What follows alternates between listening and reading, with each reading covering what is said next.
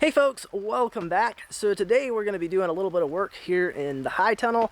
I've gotten just a little bit behind on doing weeding and whatnot in here between doing the fence project and getting hay up and all sorts of stuff like that. So today that's what we're tackling.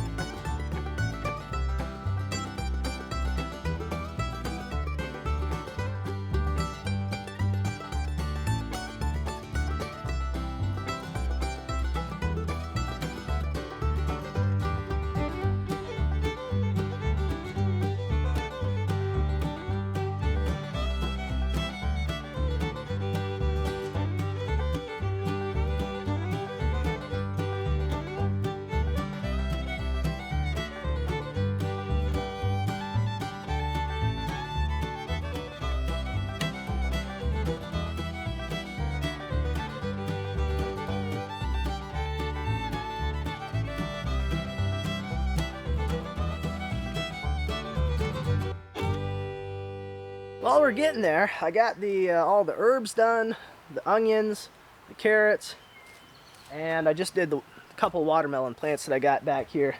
I decided to pull up one of the carrots just to see what they were doing. There's a couple spots where I didn't really thin them out where I should have, and they're doing all right. They've still got a little bit of growing to do, but they taste good. So put on a little bit more size. We gotta have some decent little crop of carrots at the end of the year here. Now I'm gonna skip weeding the tomatoes for now. Obviously I have not gotten them tied up yet.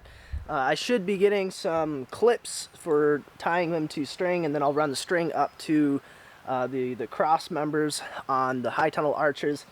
So I'm not gonna try weeding those until those are strung up. Otherwise I'm just gonna be fighting the vines that are all over the place while I'm trying to weed. So we'll skip those for now, and we're going to move on over to the peppers.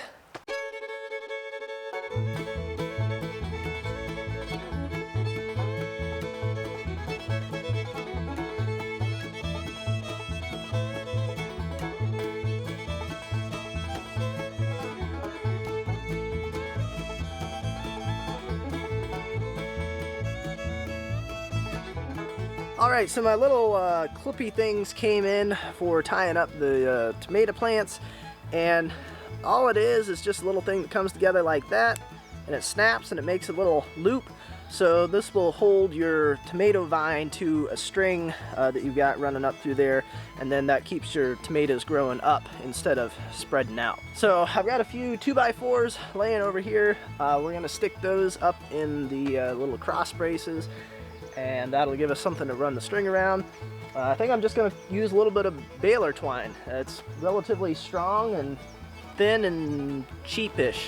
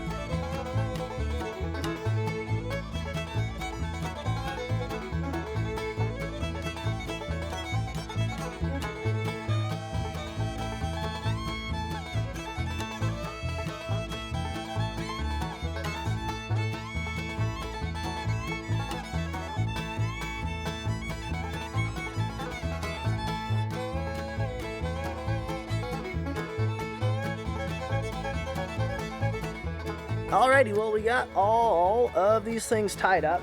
The ones down here went a whole lot easier. These are the like a slicer tomato. The ones down here are the paste tomatoes.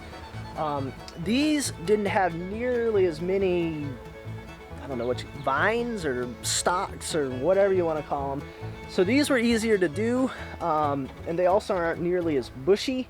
So this was a whole lot easier getting these guys tied up. Obviously, all of these would have been easier if I'd had my clips and everything ready to go when the plants were, you know, 12 inches tall versus 3 feet tall. I did a little bit of pruning on all these. These down here is a little easier to decide what to prune on because there's not nearly as much fruit on them yet.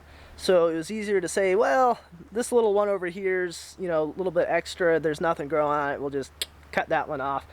Down here, the paste tomatoes have a lot more fruit on them, and again, with them being bushier, it was just harder to, you know, try and figure out which ones to trim off and stuff like that. So I didn't do probably as much as I should have.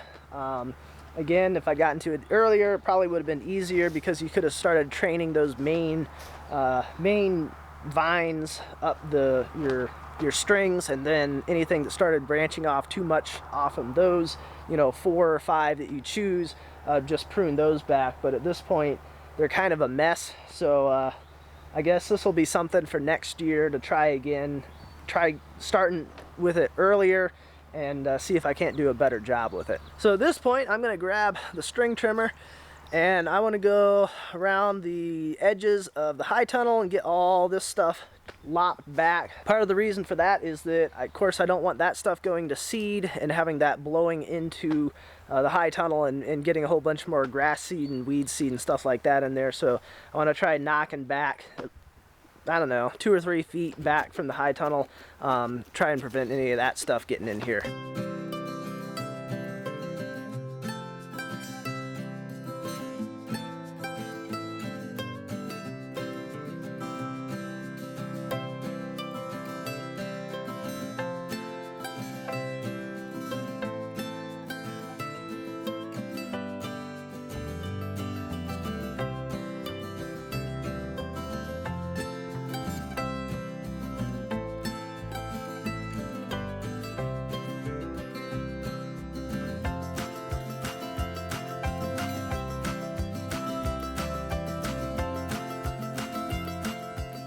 So one thing that I wanted to point out is that I really should have planted my tomatoes out away from the wall about 2 or 3 feet farther.